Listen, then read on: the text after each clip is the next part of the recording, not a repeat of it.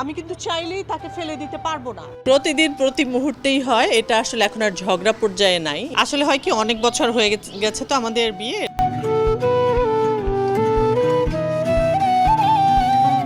বাংলাদেশের জনপ্রিয় মিডিয়া জুটি দীপা খন্দকার ও শাহেদ আলী প্রায় ১৯ বছর ধরে সুখে সংসার করছেন এই তারকা দম্পতি। দীর্ঘ এই দাম্পত্য জীবনের রহস্য কি?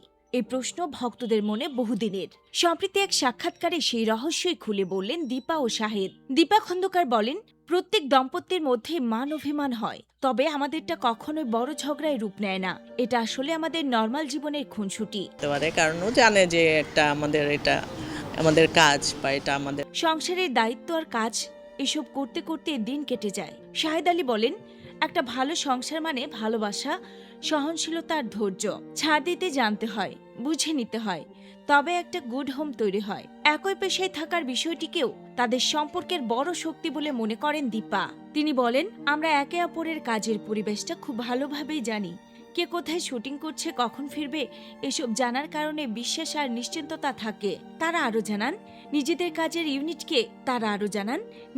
কাজের ইউনিটকেও তারা পরিবারের মতোই মনে করেন, যা তাদের মানসিক নিরাপত্তা আরও বাড়িয়ে দেয়। সবচেয়ে আলোচিত বিষয়ে দীপা খন্দকার স্পষ্ট করে বলেন, গায়ক আসিফের সঙ্গে আমার আগের সম্পর্কের কথা শাহেদ আগে থেকেই জানতেন। জেনেই তিনি আমাকে বিয়ে করেছেন।